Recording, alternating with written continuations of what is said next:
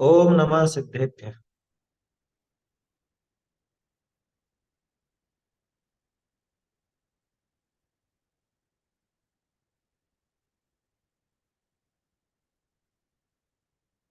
नमो अर्हन्ताणम्, नमो सिद्धाणं, नमो आयर्याणम्, नमो उवज्झायाणम्, नमो लोये सव्वसाहुणम्। समय सार जिन देव हैं, जिन प्रवचन जिन वाणी, नियम सार निर्ग्रंथ गुरु करे कर्म की हानि। वीतराग विज्ञान पाठमाला भाग 2। इसमें 7 व्यसन वाला पाठ अपना चल रहा था। लगभग 15 दिन हो गए, बीच में अपनी चर्चा नहीं हो पाई। पिछली बार अपन ने शिकार खेलना यहाँ तक अपन ने चर्चा की थी, है ना। शिकार के संबंध में भी चर्चा हो गई थी। दो ही शेष बचते हैं अपने, उनकी चर्चा अपन करेंगे। उसके पहले ये छंद बोल लेते हैं अपन। जुआ आमिष मदिरादारी, आखे टक चोरी पर नारी, एई सात व्यसन दुखदाई, दुरित मूल दुर्गति के भाई। दर्वित ये सातों व्यसन, दुराचार दुखधा, भावित अंतर कल्पना, मृषा मोह परिणाम। अशुभ में हर शुभ जीत, यह द्युत कर्म देह की मगनताई, यह मास भखिबु मोह की गहल सो जान, यह सुरपान कुमति की रीति, गणिका को रस चखिबु। निर्दय वे प्राण घात कर वो, यह शिकार पर नारी संग पर, बुद्धि को परखिबो। प्यार सो पराई सोज गही बेखी, चाह चोरी एई सातो विसन, विडारी ब्रह्म लखीबो। टोडरमल जी ने यहाँ जैसा बनारसी दास जी ने जैसा स्वरूप यहाँ दिखाया 7 व्यसन का, वैसा आपको एकाएक कहीं और देखने को नहीं मिलेगा। माने व्यवहार से व्यसनों की परिभाषा और निश्चय से व्यसनों की परिभाषा, ये दोनों तरह से, अथवा द्रव्य व्यसन और भाव व्यसन। असल में तो द्रव्य और भाव ही नाम दिया है, निश्चय व्यवहार नाम नहीं दिया बनारसी दास जी ने। द्रव्य व्यसन अपन ने बात की थी कि जुआ, जुआ खेलना, मांस भक्षण करना, है ना, शराब का सेवन करना, दारी माने वेश्या, वेश्यागमन करना, शिकार करना, चोरी करना, या पर स्त्री रमण करना, ये सब व्यसन है, खोटे कार्य हैं। और जीव को दुखी करने वाली की खोटी लतें हैं, ये लत है इस किसी भी कार्य की आदत पड़ जाना, किसी मतलब कोई भी विषय में लवलीनता, वो व्यसन कहलाती है। लेकिन यहाँ व्यसन का अर्थ पाप रूप व्यसन से ही है। जुआ में अपन ने देखा था कि शुभ यानी पुण्य के उदय में खुद को ऊंचा समझना, पाप के उदय में बिल्कुल होपलेस हो जाना, एकदम क्या बोलते हैं उसे कि निराश ही हो गया है। तो पुण्य के उदय में खुद को बड़ा समझना, पाप के उदय में हल्का नीचा समझना, छोटा समझना, ये भाव जुआ है। ठीक है, इसकी चर्चा हो चुकी है, ये तो सिर्फ एक रिवीजन कर रहे हैं अपन। मांस भक्षण में अपन ने चर्चा की थी कि किसी भी प्रकार के त्रस्त जीव को मार करके या मरे हुए त्रस्त जीव को खाना, उसके कलेवर को खाना, वो मांस भक्षण नाम का दूसरा व्यसन है। और उसमें आसक्ति होना, खास तो व्यसन का अर्थ आसक्ति, उस जीव की हिंसा तो है ही, लेकिन जहां अपने आत्म स्वरूप को भूल करके या आत्म स्वरूप को नहीं पहचान कर शरीर के प्रति आसक्ति का जो भाव है, देह की मगनताई, शरीर में मग्न होना, देह में आसक्त होना, कि मैं ऐसा रूपवान हूं, मैं बलवान हूं, मैं सुंदर हूं, जो भी है। अथवा उल्टा भी हो सकता, स्वयं को शरीर के आधार से ही वैसा समझना, ऊंचा समझना तो शरीर के आधार से, नीचा समझना तो शरीर के आधार से, ये शरीर के प्रति आसक्ति का भाव, देह की मग्नता, दिन रात देह में ही मग्न रहना, शरीर में ही मग्न रहना, ये भी मांस भक्षण का दोष था। इसके बाद आगे बात आई थी वेश्यागमन की। नहीं, इसके पहले तो मदिरा, मदिरापान। मदिरापान में तो स्पष्ट है, जो भी नशे वाली वस्तुएं हैं, नशे की चीजों का सेवन करना, नशे वाली वस्तुओं का सेवन करना, वो सब मदिरापान। अकेली शराब की बात नहीं है, किसी भी प्रकार का नशा जो जीव को गाफिल कर दे, जो अपने स्वरूप को समझने में दिक्कत खड़ी कर दे, ऐसा नशा, वो व्यसन, वो मदिरापान। भाव मदिरापान कि मोह में पड़कर अपने स्वरूप से अनजान रहे। यहाँ पे आया था ना, मोह की गहल सो अजान। मोह की गहल, मिथ्यात्व की गहल इतनी ज्यादा, मिथ्यात्व में ऐसा गाफिल हो रहा है कि अपने आत्म स्वरूप को नहीं पहचान पाता। ये मोह की गहल है, इसी को भाव मदिरापान कहा गया। इसके बाद फिर वेश्यागमन की बात आई थी कि वेश्या से रमण करना, उससे उसके घर आना जाना, इत्तुरिका गमन भी इसको कहते हैं। तो वो वेश्यागमन, द्रव्य वेश्यागमन। और भाव वेश्यागमन में कि खोटी बुद्धि में रमने का, कि जहाँ पे खोटी आदतें जीव सीखता है और खोटी आदतों के प्रति एक विशेष इसको आकर्षण होता है, बहुत से लोगों को होता है। जैसे बहुत से लोग कहते हैं ना कि बच्चों को सही संस्कार देने में, मैनर सिखाने में तो बहुत मेहनत लगती है, और बिगाड़ने के लिए कोई मेहनत नहीं लगती, क्योंकि खोटी आदतों के प्रति एक सहज ही जिज्ञासा होती है, सहज ही उसके प्रति लालयित हो जाती है। तो जो खोटी आदतों में रमने की बुद्धि, खोटी आदतें अपनाने की प्रवृत्ति, वो इस जीव के वेश्यागमन करने जैसा काम, भाव वेश्यागमन। अंतिम बात की थी अपन ने शिकार खेलने की। तो शिकार है ही, जंगल में रीछ, बाघ, हिरण, सुअर वगैरह जो जंगली जानवर फिरते हैं, अथवा चिड़ियाएं होती हैं, उनका शिकार करना और निर्दयता से मार करके आनंदित हो, ये भी शिकार है। अपन ने इसके संबंध में ये भी बात देखी थी कि जैसे मोबाइल पर जो गेम होते हैं, बच्चे मोबाइल गेम खेलते हैं और उसमें इसको मारा, उसको मारा है, और बिल्कुल खून कर दिया, मतलब खून ही खून हो गया, ऐसे दृश्य आते हैं, बहुत बुरे बुरे दृश्य होते हैं। वो देख करके बच्चों की अंदर की भावना समाप्त हो जाती है। ऐसे खोटे दृश्य, हिंसक दृश्य देख करके बच्चों के मन पे बहुत दुष्प्रभाव पड़ता है। क्या, उनके अंदर जो एक दया का भाव है, दूसरे जीव के प्रति एक सहानुभूति का भाव, वो समाप्त हो जाता, मर जाता है वो। वैसे भाव बनते नहीं है फिर उस, ऐसी खोटी आदत हो जाती। तो शिकार खेलने में मतलब सिर्फ असल में मारना वही नहीं है, बल्कि ऐसे मरण के दृश्यों को देख करके आनंदित होना। कोई किसी को मारता और उस दृश्य को देख के ये खूब खुश होता है, इसमें भी वही दोष है शिकार खेलने के। भाव शिकार के लिए बात आई थी, तीव्र रागवश ऐसे कार्य करने के भावों द्वारा अपने चैतन्य प्राणों का घात करना। इस जीव ने अनादिकाल से अगर किसी का शिकार किया है तो वो स्वयं का, अनादिकाल से खुद का ही शिकार करता रहा, अपने आत्म स्वरूप को नहीं समझा, फल स्वरूप खुद का ही घात करता रहा, और उस घात में आनंदित होता रहा। राग भाव में आनंद मानना, ये क्या है? खुद के घात में आनंद मानना। रागादि भावों से, उन कर्मों से अपना घात होता है ना, अपना घात होता ही है रागादि भावों से। राग स्वयं में चारित्र मोहनी के बंध का कारण है। चारित्र मोहनी राग घातिया कर्म है, तो यानी खुद का घात करने वाला जो कर्म है, उसको बांधने में इसको आनंद आता है। ये इसका भाव शिकार, स्वयं का, अन्य का नहीं। अन्य जीव का भाव शिकार तो अन्य जीव को मार करके या मरा हुआ देख करके आनंदित होना, कोई किसी को मार रहा है और उसमें ये आनंद उठा रहा है, वहां भाव शिकार है अन्य जीव का। और स्वयं का, कि वो जो राग आदि भाव है, या वो निरंतर उस द्वेष की अग्नि में जलना, क्या, उसी में आसक्त रहना, निरंतर वही वही विचार चलते रहना, ये क्या है? ये स्वयं का शिकार कर रहा है। निर्दय वे प्राण घात करबो यह शिकार। निर्दय होकर के प्राणों का घात, किसके? ये स्वयं के प्राणों का घात। स्वयं के प्रति दया नहीं है इसमें, कि मेरा इसमें स्वयं का बुरा होता है, ये दया भाव जरा भी नहीं होता इसमें। इसलिए ये शिकार। तो इसकी चर्चा अपनी हो गई थी। अब दो और बचते हैं, पर स्त्री रमण करना और चोरी करना। तो देखते हैं अपन पर स्त्री रमण किसको बताया। कोई पढ़ना चाहे तो पढ़ लीजिए।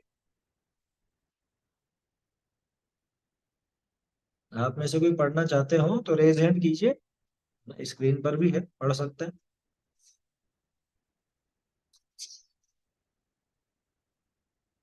डिलीट। हाँ,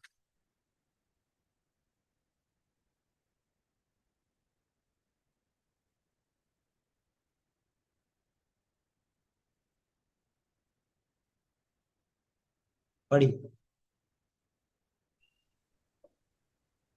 तथा तीव्र राग व ऐसे कार्य करने के भावों के द्वारा अपने चैतन्य प्राणों का घात करना, यह भाव रूप से शिकार खेलना है। परस्त्री रमण करना, अपनी धर्मानुकूल ब्याही हुई स्त्री पत्नी को छोड़कर अन्य स्त्रियों के साथ रमण करना द्रव्य परस्त्री रमण व्यसन है। तत्व के समझने का यत्न न करके दूसरों की बुद्धि की परख में परख में ही ज्ञान का सदुपयोग भाव परस्त्री रमण है। 7, चोरी करना, प्रमाद से बिना दी हुई किसी वस्तु को ग्रहण करना द्रव्य चोरी है। तथा प्रतिभाव मोह भाव से पर वस्तु से साझेदारी की चाह करना ही भाव चोरी है। इन सात व्यसनों को त्याग इन सात व्यसनों को त्यागे बिना आत्मा को नहीं जाना जा सकता है। इन सात व्यसनों को त्यागे बिना आत्मा को नहीं जाना जा सकता है। जिसे संसार के दुखों से अरुचि हो और आत्म स्वरूप प्राप्त कर सच्चा सुख प्राप्त करना हो, उसे सर्वप्रथम उक्त सात द्रव्य व्यसनों का त्याग अवश्य अवश्य ही कर देना चाहिए। क्योंकि जब तक एक भी व्यसन रहेगा, सम्यक दर्शन की प्राप्ति नहीं हो सकती। आत्मरुचि से आत्म स्वभाव की वृद्धि में आनंदित होने से भाव व्यसन सहज छूट जाते हैं। ये सातों व्यसन वर्तमान में भी प्रत्यक्ष रूप से दुखदायी जगत निंद्य है। व्यसन सेवन करने वाले व्यसनी और दुराचारी कहलाते हैं। हम्म। देखिए, अब इन दोनों पर अपन चर्चा कर लेते हैं, पर स्त्री रमण और चोरी करना, ये दो अंतिम व्यसन है। माइक बंद कर लीजिए आपका। पर स्त्री रमण, नाम से स्पष्ट है, पर स्त्री रमण, पराई स्त्री का रमण करना। देखो, बहुत से लोग इसमें कंफ्यूज होते हैं, वेश्यागमन में और पर स्त्री रमण में, दोनों में अंतर है। वेश्यागमन तो, वेश्या का तो क्या कहें, व्यापार ही वही। और पर स्त्री रमण में वेश्यागमन जैसा का मतलब, है तो दोनों ही कुशील, लेकिन पर स्त्री रमण में कि पर स्त्री यानी अन्य की स्त्री। अब अन्य की स्त्री से प्रेम संबंध होना, या अन्य के पुरुष से, दोनों तरफ से लगन, स्त्रियों के लिए पुरुष, पुरुष के लिए स्त्री, पर पुरुष का रमण करना अथवा पर स्त्री से रमण करना, ये वेश्या नहीं है, लेकिन ये प्रेम प्रसंग बन जाने के कारण ऐसे खोटे कार्य होते हैं। अपने जो, समझ लीजिए, अपने शादी जिससे हुई है, विवाह जिससे हुआ है, उस पति अथवा उस पत्नी के अतिरिक्त किसी अन्य की स्त्री के साथ वो संबंध होना, वो पर स्त्री रमण अथवा पर पुरुष रमण कहलाता। लिखा है इसमें, अपनी धर्मानुकूल ब्याही हुई पत्नी को छोड़कर अन्य स्त्रियों के साथ रमण कर। बहुत से लोगों को तो क्या कहें, देखो, इतने भावों की निम्नता होती है, ऐसी नीचता होती है भावों में कि अब परस्त्री रमण, मतलब जिसे अपन परस्त्री रमण कह रहे हैं, ऐसा पूरा पाप तो नजर नहीं आता, लेकिन अन्य स्त्रियों से जबरदस्ती लग करके बातें करना, उनसे ही संबंध रखना, उनसे व्यर्थ की हंसी मजाक करते रहना, उनके समूह में घुस करके स्वयं को स्थापित करने की भावना रखना, ये क्या है? ये भी परस्त्री रमण का ही भाव। जैसा अपन देखते हैं ना, ब्रह्मचर्य के लिए 9 बाढ़ होती है, उन 9 बाढ़ का उल्लंघन करे तो ब्रह्मचर्य खंडित होने का डर होता है। ठीक ऐसे ही यहाँ समझ कि ये, मतलब क्रिया रूप से तो परस्त्री रमण करता हुआ भले ना दिखे, लेकिन इसके भावों में तो परस्त्री रमण निरंतर चल ही रहा है। कैसा चल रहा है कि ये उन्हीं से संपर्क रखना चाहता है, उनसे बातें करना चाहता है। ये सोशल मीडिया आजकल बहुत सुविधाजनक हो गया लोगों के लिए, हाँ? आपको पता भी नहीं चलेगा, आपके सामने ही बैठ करके कोई व्यक्ति वो पता नहीं क्या किससे क्या बातें कर रहा है, किससे क्या मैसेज कर रहा है, या कुछ भी उस तरह का काम कर रहा है। पर स्त्रियों को देख करके हर्षित होना, उनसे बातचीत करने का मन रखना, उसमें प्रसन्न होना, पर स्त्री हमसे बातचीत करे तो इसमें बहुत खुश होना, खुद को बड़ा समझना, ये क्या है? इसका बहुत खोटा मन है, बहुत नीचता है इसमें मन। तुझे क्या जरूरत है भाई दूसरे से बात कर, दूसरी महिला से मिलने की या बात करने की क्या आवश्यकता? दूसरी महिला के चित्र देख करके उस पर कमेंट करने की तुझे क्या आवश्यकता है? ये सोशल मीडिया ने ये सारी मर्यादाएं तार तार कर दी, भंग कर दी है सारी मत क्या। वो जो भी चलते हैं, मुझे तो ज्यादा पता नहीं, दो एक नाम याद है, एक फेसबुक, एक व्हाट्सएप, टेलीग्राम, इनके अलावा भी बहुत सारी चीजें चलती है। और जिस पर फोटो ही फोटो चढ़ाते हैं, वीडियो बना के चढ़ाते रहते हैं, जाने क्या क्या करते हैं, वो इंस्टाग्राम और जाने क्या क्या नाम है। तो अब ये बताओ कि हम वो दिन भर यूं करते रहेंगे और उसमें देखते रहेंगे और फिर उसके ऊपर कमेंट करते रहेंगे। ये क्या है? ये सामाजिक मर्यादाएं, शील की मर्यादाएं भंग करने का काम नहीं है तो क्या है? मैं दूसरी महिलाओं के चित्र देख करके और उस पर कमेंट लिखूंगा, बहुत अच्छे लग रहे हो और ऐसे लग रहे हो और वैसे लग रहे हो, हैं, और बहुत सुंदर, और अब तो वो लिखते भी नहीं, अब तो छोटे छोटे इमोजी कहलाते हैं ना। हैं? कोई ऐसा अंगूठा दिखाएगा, कोई ताली बजाएगा, कोई वो दिल का आकार का लगा देगा, कोई क्या कर देगा, उसी में मतलब क्या कहें, एक सामाजिक सज्जनता की मर्यादाएं भंग हो जाती हैं बोलो। अब पर स्त्री रमण के लिए कहीं बाहर जाने की जरूरत है इसको, या घर में बैठा बैठा ये काम करता है? पहले तो पर स्त्री रमण का शब्दार्थ समझे। पर यानी पराया, और स्त्री तो वो भाव है ना, किसी के प्रति आसक्ति का भाव, उसी को स्त्री कहा। स्त्री को स्त्री नहीं का ध्यान रखना, क्योंकि पर स्त्री रमण शब्द ही पकड़ के बैठोगे तो फिर स्त्रियों का जो पर पुरुष रमण है उसको क्या कहोगे? यहाँ उस भाव के ऊपर चोट की गई है। जैसे अपन ने देखा था मदिरा पान, नाम अकेला मदिरा का है, लेकिन अकेली मदिरा की बात नहीं है। मदिरा जैसे जितने भी गाफिल कर देने वाली चीजें हैं उन सब की बात। ठीक इसी तरह से यहाँ पे पर स्त्री रमण, पर पुरुष रमण दोनों लगाना, स्त्रियों के लिए पुरुष, पुरुषों के लिए स्त्री। समझ में आई बात? अब उसमें भी पर माने कौन? अरे हमारे जैन शासन में तो शील की मर्यादाएं बहुत ऊंचाई पर है, बहुत ऊंचाई पर। वो पिता, उस लड़की का पिता, वो पिता उसके लिए पर पुरुष है या स्व पुरुष? हमारी माता, वो हमारे लिए पर स्त्री है या स्व स्त्री? पर ही है। अरे पिताजी को माता जी को पर स्त्री बोल रहे हो, पर पुरुष बोल रहे हो? हैं? माँ बाप भी कोई पराये होते हैं क्या? यहाँ पे अपने और पराये वाला शब्द नहीं है, ये अपना पराये बताने वाली बात नहीं है। यहाँ पे जब अपन बात कर रहे हैं स्व पुरुष अथवा पर पुरुष, स्व स्त्री, पर स्त्री, तो यहाँ पे आशय समझ लेना कि जो धर्मानुकूल ब्याही हुई स्त्री है अथवा धर्मानुकूल ब्याहा हुआ पुरुष है, उसको छोड़ करके बाकी सब पर स्त्री अथवा पर पुरुष होते हैं। यहाँ ये समझना चाहिए। समझ में आ रही है बात? हो सकता है क्या वैसा व्यवहार, हो सकता है क्या जैसा व्यवहार अपनी पत्नी से होता है, क्या वैसा व्यवहार माँ के साथ किया जा सकता है? जैसा व्यवहार अपने पति के साथ होता है, क्या वैसा व्यवहार अपने पिता के साथ किया जा सकता है? नहीं किया जा सकता। एक मर्यादा है, एक मर्यादा है, एक सीमा है, जिसका उल्लंघन करने पर वर्तमान में बहुत विडंबनाएं नजर आती हैं। अखबारों में आपने किस्से पढ़े होंगे कई बार कि रिश्तों की मर्यादाएं भंग हो गई, रिश्तों की मर्यादाएं टूट गई है, और बहन भाई का ही आपस में संबंध हुआ, या वो पिता ने ही बेटी का बलात्कार किया, ये सब कैसी खबरें हैं? इससे क्या सूचित होता है?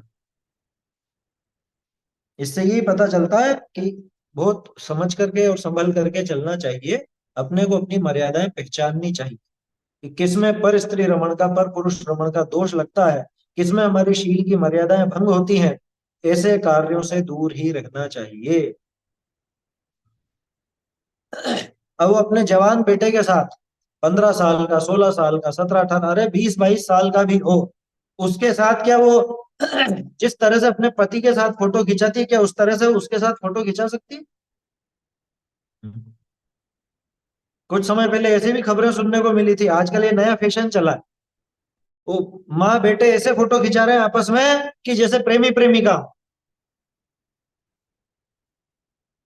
मतलब देख के अपने को बहुत ऐसा धक्का सा लगता है कि अपन जा किधर रहे हैं।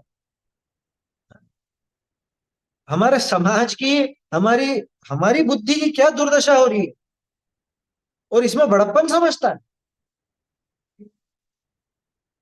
और फिर दोष लगाते हैं दूसरों पे कि उनके यहाँ भी तो होता है ऐसा, उनके यहाँ भी ऐसा होता है। कि दूसरों को देख देख करके व्यभिचार ही करना सीखा है, दूसरों को देख करके सदाचार कभी नहीं सीखा। सुअर की नियत हमेशा विष्ठा भरी होती है, वो विष्ठा ही ग्रहण करता है। समझ में आई बात? उदाहरण देखने थे तो पुराण पुरुषों के देखते, और पुराण पुरुषों के भी उदाहरण लेकर के सदाचार के लिए प्रेरित होते।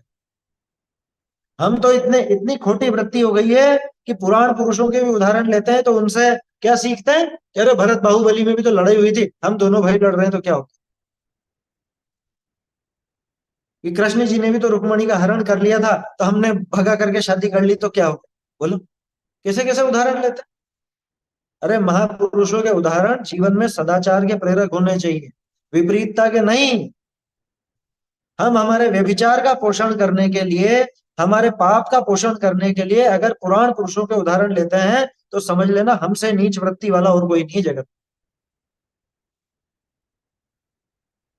आदिनाथ जी का भी तो जन्मदिन मनाया था, जन्मदिन मनाया था, फिर वहां से वैराग्य भी लेकर के गए थे, वो क्यों नहीं ग्रहण किया तूने? और भरत बाहुबली का लड़ना तूने ग्रहण किया, दोनों के दोनों उसी भव में मुनि होकर के केवल ज्ञानी हो गए, ये क्यों नहीं ग्रहण किया? भरत जी ने 6 खंड का राज किया, ये ग्रहण किया, तो भरत जी ने 6 खंड का राज छोड़ा, तू तेरा घर क्यों नहीं छोड़ता है? हम्म? बोलो। हम उदाहरण ऐसे ही लेते हैं। ये हमारी मनोवृत्ति की नीचता का प्रतीक है क्या? हम कैसे उदाहरण लेकर के और किस बात का पोषण करते हैं, क्योंकि आजकल तो देखते हैं ना, ये रही सही कसर मोबाइल ने, सोशल मीडिया ने पूरी कर दी। आपको सबकी खबरें मालूम पड़ जाती हैं कि कौन फिल्म स्टार कैसे रहता है, किसके घर में क्या होता है, और कैसे क्या, किससे संबंध बन गए, किससे कैसे क्या हो गया, तो ये धीरे धीरे इनकी मनोवृत्ति खराब हो जाती है। पर स्त्री रमण बहुत खतरनाक कार्य, इसमें सिर्फ वो कुशील का दोष हो ऐसा नहीं है। असल में इसके मन में इतनी हीनता आ गई, इतनी हीनता आ गई, ऐसी नीच वृत्ति पनप गई कि इस जीव को सम्यक दर्शन होने की पात्रता नहीं जग सकती। इसने खुद ने अपने चारित्र का गला घोंटा, इसको सम्यक चारित्र कैसे प्रकट होगा बताओ जरा। हम बात करते हैं रत्नत्रयी पंच परमेष्टि की जय बोलते हैं, और इसमें कैसे कैसे प्रकट होगा, सम्यक चारित्र प्रकट हो जाएगा? ये बाहर का सदाचार, बाहर का ही चारित्र जिसका उचित नहीं दिखता, उसके क्या सम्यक चारित्र जीवन में उतरना संभव है? और इसको कुछ बुरा नहीं समझते हैं, गजब हो गया आजकल के जमाने में। ये क्योंकि बड़े लोग कहता है ना, बड़े लोग कौन? कि जो ऐसे खोटे आचरण कर रहे हैं उनको तो बड़ा लोग समझता है। कि बड़े बड़े शहरों में तो आम बात है पार्टियां होना, और गले में हाथ डाल करके नाचना गाना, ये तो आम बात है, इसमें क्या हो गया? ये तो सोसाइटी है, हायर सोसाइटी। ये काहे के हायर सोसाइटी? जो नरक के गड्ढे में ढकेल देवे वो हायर सोसाइटी है? हायर सोसाइटी तो हमारे पुराण पुरुषों की है, हायर सोसाइटी तो मुनिराज की है। उत्तम बोलते हैं उत्तम। हम्म? लोक में कितने उत्तम? लोक में 4 उत्तम। उत्तम किसको कहा? ये जो सबसे महान हो, सबसे हायर सोसाइटी जिसकी हो वो उत्तम है। हमने तो पता नहीं जाने किस किस को उत्तम समझ रखा। बोलो। ये दूसरों को देख करके, वो फिल्म सितारों को या राजनेताओं को या बड़े बड़े करोड़पति अरबपतियों की वो खबरें देख करके इनके दिमाग खराब होते रहते। इनको नकल करनी है शादी में उनकी। यार वो तो सास बहू साथ साथ नाचे थे तो ये भी नाचने लग गए हैं, या भाभी देवर साथ साथ नाचे थे ये भी नाचने लगे। फिर देखो कैसी कैसी विपरीतताएं खड़ी होती। ये क्या है, ये परिस्त्री रमण का ही काम है पूरा। समझ में आई बात? इसलिए अपनी एक मर्यादा होनी चाहिए। शील की मर्यादा जिसने नहीं पाली, उसने अपने आत्म स्वरूप की मर्यादा नहीं पाई। वो अपने आत्म स्वरूप की मर्यादा, अपने द्रव्य क्षेत्र काल भाव को बिगाड़ता। ये बहुत जरूरी चीजें हैं क्या, हल्की बात नहीं है ये। और इसमें कोई ऐसी विशेष धर्म वाली बात नहीं है, तो एक सदाचार जैसी बात है। बोलो, वहां पे कोई जवान बच्चा, जवान का मतलब कोई 15 से 20 22 साल तक का भी हो, अपनी माँ के गले में हाथ डाल करके घूम लेगा? माँ के साथ इस तरह के फोटो खिंचा लेगा? या ऐसा बाप अपनी बेटी के साथ इस तरह के फोटो खिंचा लेगा? इस तरह के नृत्य गान कर लेगा? असंभव बात है भैया, ये काम नहीं हो सकता। ये धर्म विरुद्ध कार्य है, क्योंकि जीव के भाव बिगड़ते देर नहीं लगती। है ना? 18 नातों की कथा पढ़ी ना, 18 रिश्ते वहीं के वहीं। बोलो, इसलिए मर्यादाएं समझनी चाहिए। अरे, जब भावलिंगी मुनिराज, उनका ही चित्त डावाडोल हो सकता है, रुद्र वगैरह की उत्पत्ति तो सुनी होगी आप सब। जब उनके ही भाव बिगड़ सकते हैं, तो यहाँ पे कौन कौन मुनिराज बैठे हुए हैं अभी यहाँ? इसी के भी भाव बिगड़ सकते हैं। और जिस तरह की खबरें अपन देखते हैं पढ़ते हैं, तो मालूम चलता है कि वास्तव में किसी का भी कोई ठिकाना नहीं, किसी का भी भरोसा नहीं। इसलिए ये बच करके रहना चाहिए, संभल कर, बच करके मतलब भाई संभल के अपनी मर्यादा में रहो, सीधी सी बात है। अपनी मर्यादा स्वयं बना के रखे, अपनी मर्यादा को समझे, तो फिर ऐसे दोष खड़े नहीं होते। तो पर स्त्री और पर पुरुष समझना बहुत जरूरी है। अब वैसा व्यवहार नहीं कर सकते आप। 12 13 साल के बच्चे, 12 13 भी बहुत बोल दिया, अपने यहाँ तो 8 साल के बाद ही वयस्क के जैसा बताया गया है। 8 साल के बाद जब मुनि हो सकता है, मोक्ष जा सकता है, तो 8 साल के बाद ही ये अपने को एक समझना चाहिए कि ये बालिका है या ये बालक है। अब ये भले ही उम्र में छोटा दिख रहा है या आयु में छोटा है, लेकिन इसके प्रति भाव बिगड़ सकते हैं, या इसके भी भाव बिगड़ सकते हैं। ऐसे पर स्त्री रमण का, पर पुरुष रमण का दोष लग सकता है। तो उससे एक मर्यादा रहनी चाहिए जीवन में। आप उससे किस तरह से बातें कर रहे हो, किस तरह से उसके साथ उठ रहे बैठ रहे हो, आप उससे किस तरह का व्यवहार कर रहे हो, इन सब बातों से बहुत फर्क पड़ता है। तो पर स्त्री रमण ये बड़ा व्यसन है। बल्कि यूं कहें कि वेश्यागमन से ज्यादा खतरनाक है पर स्त्री रमण। वेश्यागमन तो जग जाहिर का, जग जाहिर है, मतलब कोई वेश्या है तो वो तो जग जाहिर बात आया समझ। लेकिन पर स्त्री रमण ये चोरी छिपे, और ये किसी के प्रति ऐसी आसक्ति कि अपनी धर्मानुकूल ब्याही हुई पत्नी अथवा धर्मानुकूल जिससे विवाह हुआ है, ऐसे पति को छोड़ करके किसी अन्य के साथ संबंध स्थापित करना, उससे इस तरह के संबंध रखना, ऐसा व्यवहार रखना, ये कितना खतरनाक काम।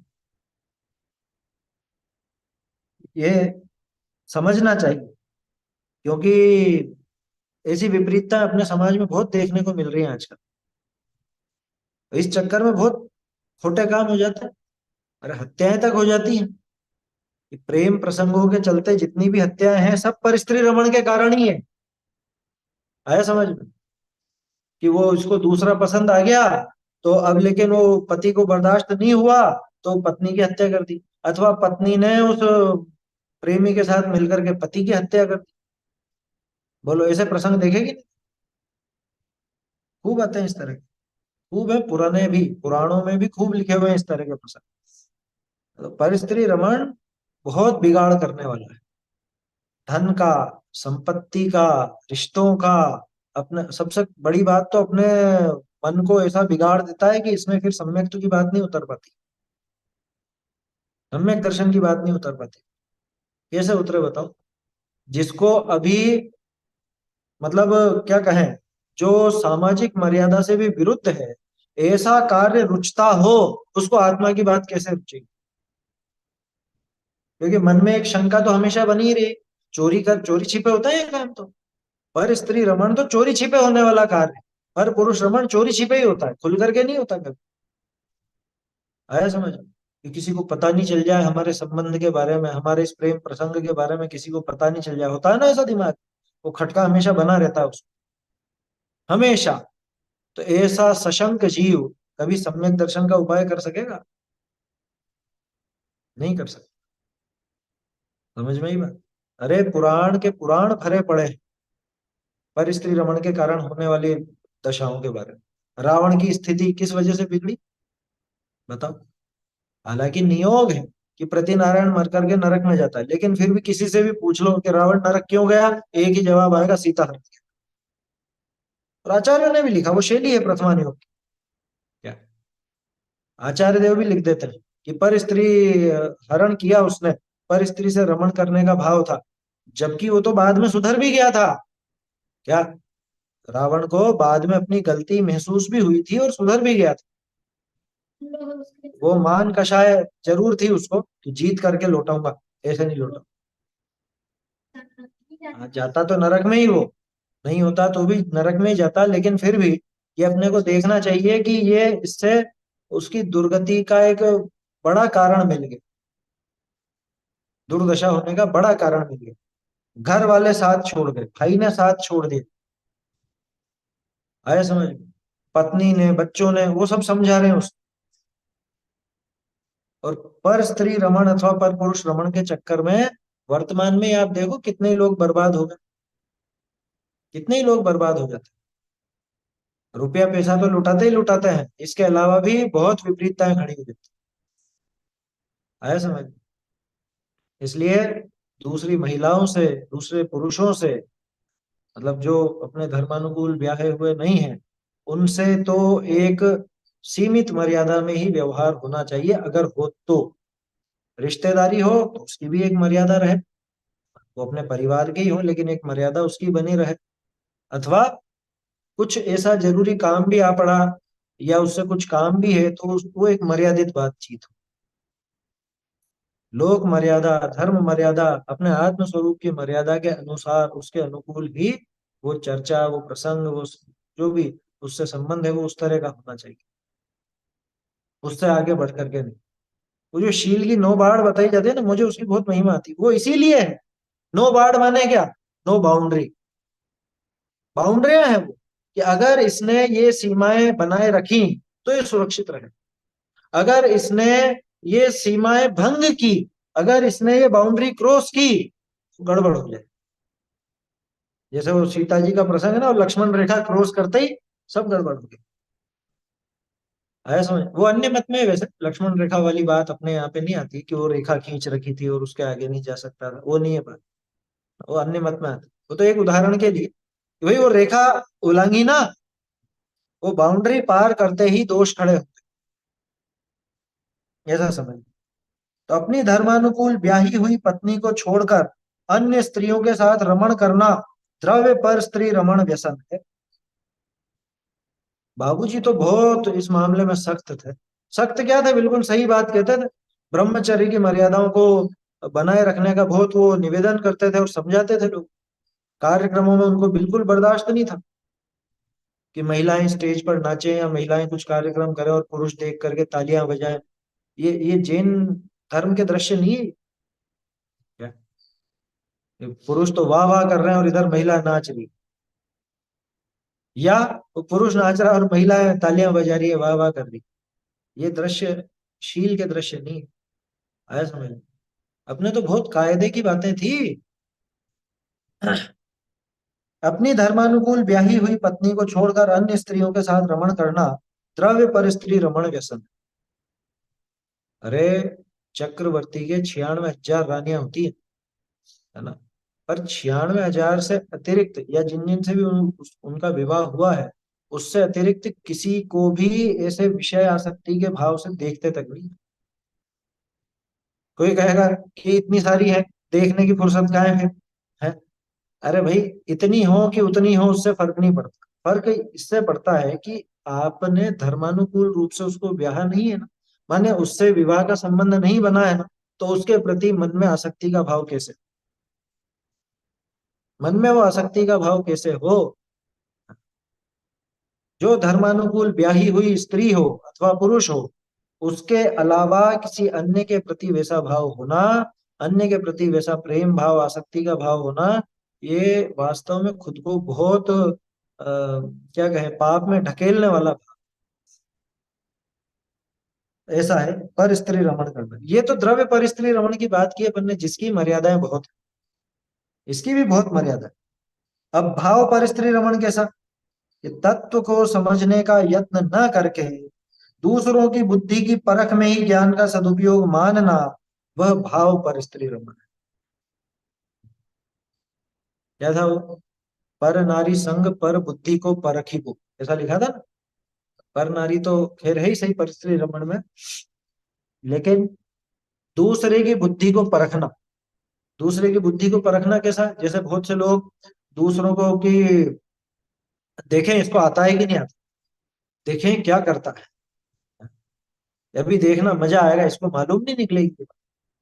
दूसरों की बुद्धि परखना चाहता है, दूसरों के मन को टटोलना चाहता है। गजब की बात है।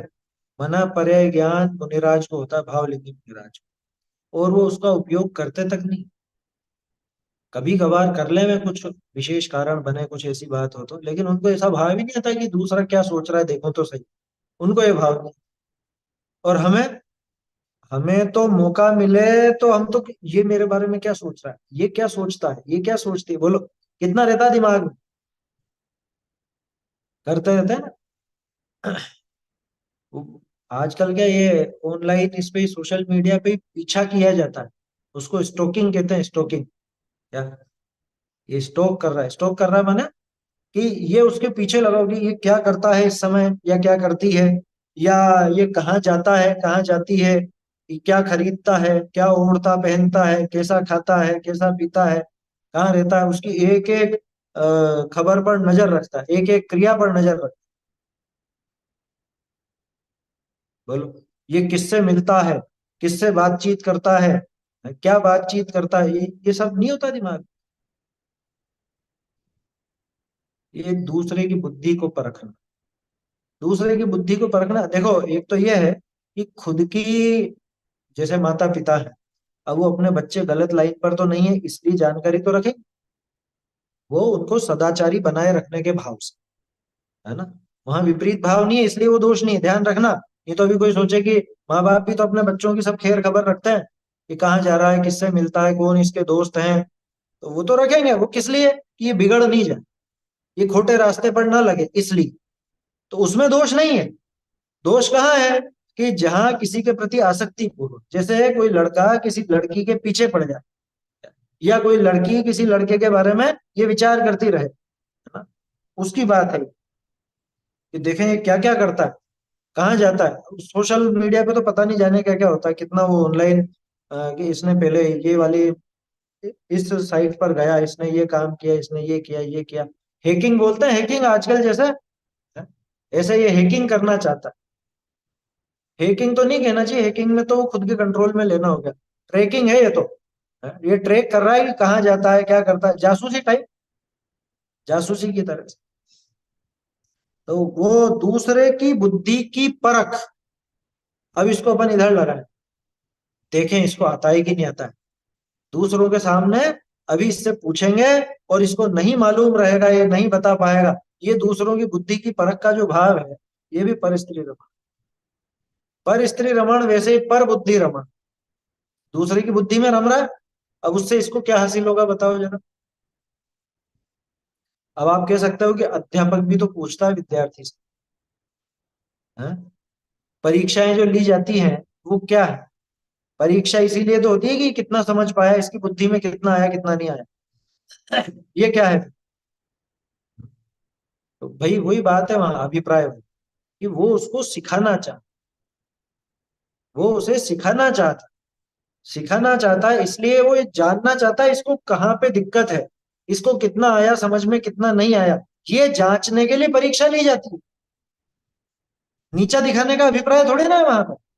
तो अभिप्राय खोटा नहीं है, इसलिए उसको मत समझना परिस्थितियों में। इनके अतिरिक्त दूसरे के मन को टटोलने का जो भाव है, दूसरे की बुद्धि को जो परखने का भाव है, वो सारा परस्त्री रमण कहलाता है। ये बात है ना, तत्व को समझने का यत्न न करके, तत्व ज्ञान तो नहीं वो अपनाना चाह रहा, तत्व ज्ञान को तो प्राप्त नहीं करना चाहता, और दूसरों की बुद्धि की परख में ही ज्ञान का सदुपयोग मानना। बहुत से बच्चों में ऐसी ऐसी आदत होती है। परीक्षा के दिनों में, अब आने वाली है ना परीक्षाएं भी बच्चों की, तो परीक्षा के दिन में क्या करते हैं वो, अच्छा चल बता, इसका आंसर बता, ये तुझे आता ही नहीं होगा। दूसरों के सामने नीचा दिखाना, और उसमें वो खुद को ऊंचा समझता है। दूसरे को वो जवाब ना आए, दूसरा उस बात को नहीं समझ पा रहा है या नहीं बता पा रहा है, इसमें खुद को ऊंचा समझने लगता। माने दूसरे की हीनता में खुद को उच्च मानना, दूसरे की हीनता में खुद का भला समझना, ये भी परस्त्री रमण जैसा। अधिकांश की प्रवृत्ति होती है ना ऐसी। दूसरे के नंबर देख देख करके खुद परेशान होता, दुखी होता है। इसके कितने नंबर आए, इसके कम आवे तो अच्छा, खुद के ज्यादा आए और दूसरे के कम आए, ये परस्त्री रमण जैसा। कि तुझे क्या करना है दूसरों से, दूसरे के 100 में से 100 आए या वो फेल हो जाए, उससे तुझे क्या हासिल है। आया समझ। ये देखें इसने ये शास्त्र पढ़ा है या नहीं, अपन तो अपनी बात करें। ये देखें इसने ये शास्त्र पढ़ा है कि नहीं, इसको कुछ ये बात मालूम है या नहीं। मैं कुछ ऐसी अलग सी बात निकाल करके बताऊंगा, सब देखते रह जाएंगे, इनको किसी को मालूम ही नहीं होगी ये बात। बोलो, ये जो भाव है दूसरों की बुद्धि को परखने का, किस लिए, तत्व ज्ञान के लिए नहीं, सिर्फ बस बुद्धि परख करके खुद को ऊंचा सिद्ध करना, इसलिए अगर ये काम है तो वो भी पर स्त्री रमण है, भाव पर स्त्री रमण उसको कहा जाता। समझ में आ रही है बात। तत्व को समझने का यत्न न करके दूसरों की बुद्धि की परख में ही ज्ञान का सदुपयोग मानना, जबकि ज्ञान का सदुपयोग किसमें था, ये ज्ञान ज्ञान में ही प्रतिष्ठित हो जाए, ज्ञान ज्ञान में लीन हो जाए, इसमें सदुपयोग था। और इस मूर्ख ने किसमें माना, दूसरों को नीचा दिखाना। दूसरों की बुद्धि परख का अर्थ समझे ना, परखने में अकेला परखना थोड़ी ना है। परखने का मतलब है नीचा दिखाना, क्योंकि परखना तो अध्यापक के भी होता है, लेकिन वो परख रहा है सिखाने के लिए। माँ बाप परख रहे हैं उसकी बेहतरी के लिए, और ये परख रहा है नीचा दिखा। तो दूसरे को किसी भी तरह से नीचा दिखाकर अपनी बुद्धि का सदुपयोग समझना, वो भी भाव पर स्त्री रमण है। तत्व को समझने का यत्न न करके दूसरों की बुद्धि की परख में ही ज्ञान का सदुपयोग मानना, भाव परिस्त्री। ठीक है, तो ऐसा ये द्रव्य परिस्त्री रमण और भाव परिस्त्री रमण नाम का व्यसन। अब अंतिम, चोरी करना। प्रमाद से बिना दी हुई किसी वस्तु को ग्रहण करना द्रव्य चोरी। देखो दोनों परिभाषाएं मिला दी, हिंसा और चोरी। हिंसा की क्या आई, प्रमत्त योगा, है ना। और इधर अदत्ता दानम स्थेय, बिना दी हुई वस्तु, अदत्त का आदान करना, कैसे, प्रमाद के योग से। तो प्रमाद से बिना दी हुई किसी वस्तु को ग्रहण करना द्रव्य चोरी है। चोरी की परिभाषा बताने की आवश्यकता है ही नहीं, आप सब जानते हैं। किसी की रखी हुई, भूली हुई, पड़ी हुई वस्तु, निहितम वा पतितम वा सुविस्मृतम वा, है, परस्वम अविसृष्टम, ये चोरी है ना। उसको ग्रहण करना वो चोरी है, उसको ग्रहण नहीं करना वो अचौर्य अनुव्रत। बिना दी हुई वस्तु को ग्रहण नहीं करना, ग्रहण कर लेना वो तो चोरी। और उसमें प्रमाद का ही भाव मुख्य है, प्रमाद का भाव मुख्य है। प्रमाद से बिना दी हुई किसी वस्तु को ग्रहण करना द्रव्य चोरी, उस वस्तु को ले लेना वो तो द्रव्य चोरी। और भाव चोरी क्या, द्रव्य चोरी की परिभाषा तो सरल है, आसानी से आपको समझ में आती है। खुद ले लेना, दूसरे को दे देना, उठा करके काम कर लेना फिर रख देना, वो सब द्रव्य चोरी। भाव चोरी कि प्रीति भाव, मोह भाव से पर वस्तु से साझेदारी की चाह रखना, चाह करना, यानी अपनी मानना, वो भाव चोरी। प्यार सो पराई सोच गहिबे की चाह चोरी, पराई सोच गहिबे की चाह, पराई सोच, सोच माने वस्तु, पराई वस्तु गहिबे की चाह यानी ग्रहण करने की इच्छा, कैसे, प्यार सो, उससे राग भाव पूर्वक उसे ग्रहण करने की जो इच्छा है, पर वस्तु में जो एक अपनापन बनाने का या उसको अपना बनाने की जो भावना है, वो असल में भाव चोरी। भाव चोरी ना हो तो द्रव्य चोरी हो ही नहीं सकती। हो सकती है कि बिना भाव चोरी के कभी द्रव्य चोरी नहीं बनेगी, बिना प्रमाद के कभी चोरी नहीं बनी। आया समझ में। जैसे शायद पिछली जो चर्चा हुई थी अपनी, उस संबंध में बात की थी अपन ने, या रत्नकरण जी में करी होगी, जहाँ चोरी का प्रकरण आया था। तो आपको पता चला कि ये व्यक्ति इस हथियार से किसी की हत्या करने वाला, मारने वाला है ना, और आपने उसको उठा करके छुपा करके रख दिया एक तरफ। ये चोरी है या नहीं? नहीं है चोरी। क्यों नहीं है? क्योंकि पहली बात तो प्रमाद नहीं है उसका, दूसरी बात उस वस्तु को ग्रहण नहीं करना चाहता है, ये तो उस जीव को बचाना चाहता है। आपको पता चल गया ये कसाई है, और अभी जाकर के इस गाय को या बकरी को, इसका किसी को भी मारेगा, और आपने वो छुपा दिया उसका हथियार। ध्यान रखना, ये श्रावक की भूमिका में हो सकता है, मुनिराज की भूमिका में नहीं होगा, है ना। मुनिराज को कोई लेना देना ही नहीं, लेकिन श्रावक को ऐसा विकल्प आ सकता है। तो वो वहां चोरी का भाव क्यों नहीं है? क्योंकि वो उस वस्तु को ग्रहण नहीं करना चाहता, वो तो उस जीव को बचाना चाहता है, इतना मात्र है वहां। तो इसलिए प्रमाद का योग ये जरूरी है ना? देखो, हिंसा में, झूठ में, चोरी में, इन सब में प्रमाद मुख्य है। वो जो प्रमत्त योगात शब्द डाला ना आचार्य देव ने, उसको आदि दीपक समझना आगे आने वाली परिभाषाओं के लिए। हिंसा में भी प्रमाद का योग ही मुख्य है, झूठ में भी पाप तभी है जब प्रमाद का योग साथ है। तो प्रीति भाव से, आसक्ति से, मोह भाव से उस पर वस्तु से साझेदारी की चाह करना, माने उसको अपना बनाने की भावना रख, ये मेरे पास हो, ये मुझे मिल जाए, ऐसी भावना, वो अपने आप में भाव चाहिए। सीधे सीधे शब्दों में कहें तो अन्य द्रव्यों के प्रति जो ममत्व का परिणाम है, वो निरंतर होने वाली भाव चोरी, निरंतर होने वाली भाव चोरी, अन्य द्रव्य के प्रति जो ऐसा अपना बनाने का परिणाम। इन 7 व्यसनों को त्यागे बिना आत्मा को नहीं जाना जा सकता, ये स्पष्ट बात है। क्यों नहीं जाना जा सकता? कारण क्या है? हमने तो देखा है साहब, व्यसनी जीव भी उसी भाव से मोक्ष गए, और आप तो कह रहे हो 7 व्यसनों को त्यागे बिना आत्मा को नहीं जाना जा सकता। हाँ? व्यसन करते करते गए क्या? व्यसनों का त्याग करके ही गए ना। तो व्यसनी मोक्ष गए, झूठ है, बिल्कुल झूठ है बात। व्यसनी कोई मोक्ष जा ही नहीं सकता, मुनिराज ही मोक्ष जाता है। समझ में ही बात? हाँ, जैसे शेर ने सम्यक दर्शन लिया, मांस खाते खाते, खाते खाते लिया कि छोड़ करके लिया? समझ में ही बात? तो ऐसे ही व्यसनियों के बारे में भी समझना, जिसके जब तक व्यसन चल रहा है तब तक तो आत्मा को वो जान ही नहीं सकता। कारण क्या है? कि जो बुद्धि की एकाग्रता इधर चाहिए, वो एकाग्रता तो पता नहीं कहाँ लगी हुई है। सातों व्यसनों में से किसी व्यसन में वहां पे आसक्ति पड़ी है, जिसकी आसक्ति वहां हो, उसको आत्म स्वरूप में आसक्ति कैसे हो? यहाँ वो लीनता का भाव कैसे होगा? वो नहीं जान सकता आत्मा। जिसे संसार के दुखों से अरुचि हुई हो और आत्म स्वरूप प्राप्त कर सच्चा सुख प्राप्त करना हो, उसे सर्वप्रथम उक्त 7 व्यसनों का त्याग अवश्य ही कर देना चाहिए। क्या लिखा? कि जिसको संसार के दुख अब नहीं सुहाते, जो संसार के दुखों से घबरा चुका, जिसको अरुचि हो गई हो, क्या ऐसी अरुचि की नहीं, मुझको अब नहीं रहना संसार, ये संसार अब मेरे रहने लायक नहीं बचा, ऐसी अरुचि जिसको हो गई हो, और आत्म स्वरूप प्राप्त करके सच्चा सुख पाना चाहता हो, हमें तो पूर्ण दशा ही चाहिए।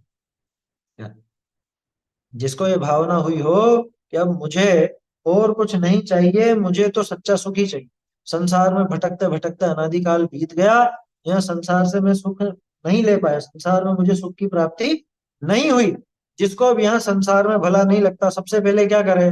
कि सबसे पहले तो ये व्यसनों को छोड़ दे। क्योंकि इन व्यसनों के चलते चलते तो व्यवहार सम्यक दर्शन जिसे कहते हैं वो भी नहीं होता, देवशास्त्र गुरु का सच्चा श्रद्धांत भी नहीं हो सकता व्यसनों के रहते हुए। अगर सम्यक दर्शन चाहिए, अगर सच्चा सुख चाहिए, अगर दुखों से मुक्ति चाहिए, तो ये पक्का मानना कि व्यसनों से निवृत्ति तो होगी ही होगी। बिना व्यसनों से निवृत्त हुए आगे कदम नहीं बढ़ सकते। जिसे संसार के दुखों से अरुचि हुई हो और आत्म स्वरूप प्राप्त करके सच्चा सुख प्राप्त करना हो, उसे सर्वप्रथम सबसे पहले, पहले में पहले क्या करना? सबसे पहले तो 7 व्यसनों का त्याग अवश्य कर देना। एक काम करें, पहले अनुव्रत ले ले, में फिर कर देंगे व्यसनों का त्याग। ये तेरे अनुव्रत होंगे ही नहीं, बिना व्यसनों को छोड़े वो होगा ही नहीं। कि नहीं नहीं, वो आप कहते हो ना कि पहले सम्यक दर्शन कर, सम्यक दर्शन का उपाय कर, व्रत आदि तो बाद में होते रहेंगे, तो व्यसन हम बाद में छोड़ देंगे। अरे लेकिन इन व्यसनों के चलते हुए सम्यक दर्शन का स भी नहीं आएगा। समझ में ही बात? तो सम्यक दर्शन होने के बाद सब व्रतों की बात करता है, वो व्रत की बात है, ये व्रत नहीं है। 7 व्यसनों का त्याग कोई व्रत है क्या? ये कोई व्रत थोड़ी ना। व्रत नियम किसमें होते हैं? कि अपनी भूमिका में होने वाले कार्यों में नियमन किया जाता है, वहां होते हैं व्रत। ये तो पहले ही भूमिका विरुद्ध कार्य है।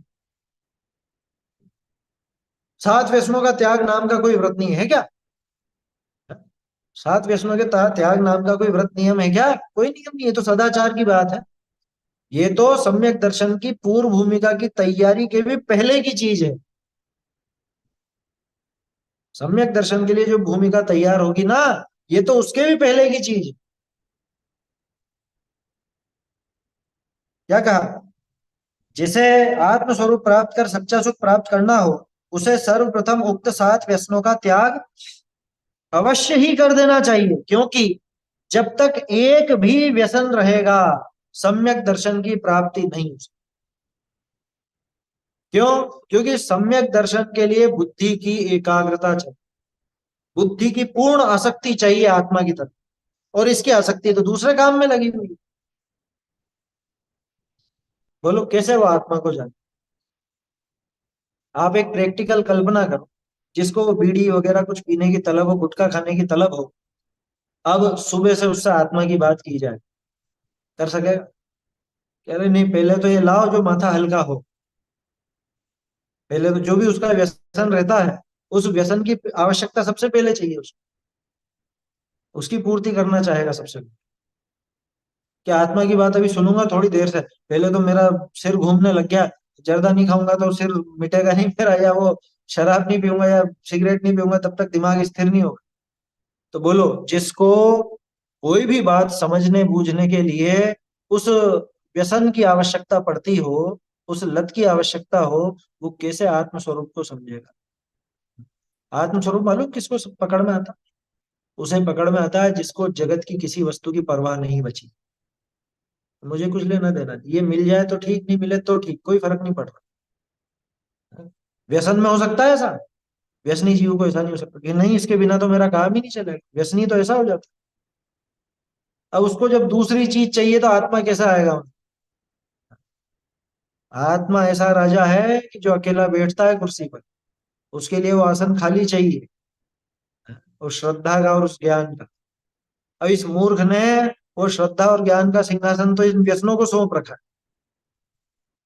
बोलो, अरे आप किसी के यहाँ भोजन करने जाओगे और उसके यहाँ पे आलू प्याज आदि भी बने हो तो जाओगे क्या? अरे ये हमारी विपरीत चीजें पड़ी हुई, इस टेबल पे बैठ के हम कैसे खाना खाएंगे? हमें बुलाना है तो पहले अपना चौका पवित्र करो। बोलो यही है ना बात? हमें बुलाना है तो अपना चौका पवित्र करो। ठीक उसी तरह से सम्यक दर्शन को बुलाना है, आत्मा को अपने श्रद्धा ज्ञान के सिंहासन पर विराजमान करना है, तो पहले अपना चौका पवित्र करो। एक भी व्यसन नहीं हो उसमें। जब तक एक भी व्यसन रहेगा, सम्यक दर्शन की प्राप्ति नहीं हो सकती। और आत्म रुचि से, आत्म स्वभाव की वृद्धि में आनंदित होने से भाव व्यसन सहज छूट जाता। पहले जो बात की वो द्रव्य व्यसन के संबंध में थी। द्रव्य व्यसनों के त्याग के बिना ये सम्यक दर्शन की प्राप्ति नहीं होगी। और आत्म रुचि होगी, अपने आत्म स्वरूप की रुचि होगी, आत्म स्वभाव की वृद्धि में आनंद आने लगेगा, तो जो भाव व्यसन बचे हुए थे वो भी छूट जाता। मतलब कैसा सुमेल है? पहले द्रव्य व्यसनों का त्याग होगा, उसके आधार पर माने उस भूमिका में सम्यक दर्शन का उपाय बन सकेगा, और सम्यक दर्शन हो जाएगा तो फिर भाव व्यसन भी छूट जाएगा। ऐसा क्रम है। आत्म स्वरूप का आनंद जिसको आया, उसमें आनंदित हुआ, उसको फिर व्यसनों में आनंद होगा? फिर नहीं आएगा उसको मजा। ये सातों व्यसन वर्तमान में भी प्रत्यक्ष रूप से दुखदाई और जगत निंद्य हैं। वर्तमान में भी देखोगे तो जो ये व्यसनी होता है, व्यसनी जीव को कोई भी अच्छा नहीं कहता, सब बुरा ही बुरा कहते हैं। अरे बहुत खोटा, इसकी आदत खराब है, ऐसे खोटी आदतें पड़ी हुई है इसकी। इसी के लिए भी लड़का या लड़की देखी जाती है और उसके बारे में पता चल जाए कि इसके तो चलता है थोड़ा सा, क्या खाना पीना सब चलता है इसके तो, फिर क्या करो? और छोड़ो छोड़ो, ऐसी जगह रिश्ता नहीं करना। आजकल खैर उल्टा होना होता जा रहा है धीरे धीरे, कि कहीं बाहर आता जाता नहीं है, बाहर खाता पीता नहीं है, तो अरे ऐसा नहीं है, हमारी बेटी को तो है होटल भी चाहिए और ये भी चाहिए और वो भी चाहिए। ऐसा पागलपन हो गया। ये सातों व्यसन वर्तमान में भी प्रत्यक्ष रूप से दुखदाई जगत निंदे, दुख देने वाले हैं और जगत में निंदा का पात्र बनाने वाले। व्यसन सेवन करने वाले व्यसनी और दुराचारी कहलाते हैं। स्पष्ट है ये बात। व्यसन सेवन करने वाला क्या कहलाएगा? व्यसनी। और उसका आचरण खोटा आचरण है तो दुराचारी। ये जीव तो पक्का दुराचारी है, इसका आचरण बिल्कुल बर्बाद है, बेकार आचरण है, ये कहा जाएगा ऐसे जीव के बारे में। तो ऐसे सात व्यसनों से अपनी बुद्धि को हटाकर अपने आत्म स्वरूप में ही व्यस्त करना चाहिए। ये सच्चा व्यसन, ये अच्छा व्यसन जो मोक्ष तक ले जाए। लेकिन अच्छे व्यसन के लिए खोटे व्यसन पहले छूटते हैं। इसलिए अपने को इनमें से एक भी व्यसन ना हो, अपन जल्द से जल्द अपने आत्म स्वरूप में लीन हो। ये इस पाठ का सार है। देखो प्रश्नोत्तर है। पंडित बनारसी दास जी के व्यक्तित्व कर्तृत्व ये देख ही लिया अपन। साझेदारी भागीदारी की चाह जो है वो असल में उसको भोगने की चाह, उसको अपना बनाकर रखने की चाह, वो है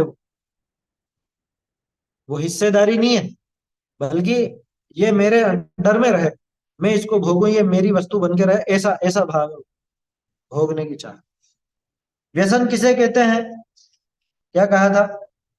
किसी भी विषय में लवलीन होने को व्यसन कहते हैं, लेकिन वो वास्तव में खोटे विषय में लवलीन होने को कहा गया। सात प्रकार के होते हैं, नाम मालूम ही है आपको, बाकी हर एक का स्पष्टीकरण इसमें आ ही गया है। बोलिए।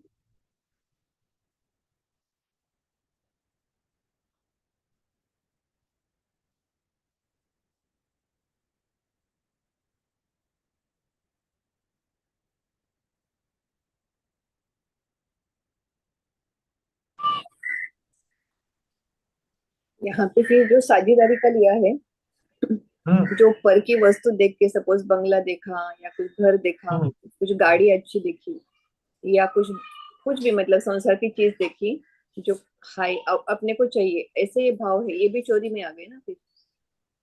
आ गए क्या? हाँ, वो उसके प्रति आसक्ति का भाव, वो भाव चोरी, कि ये मुझे मिल जाए,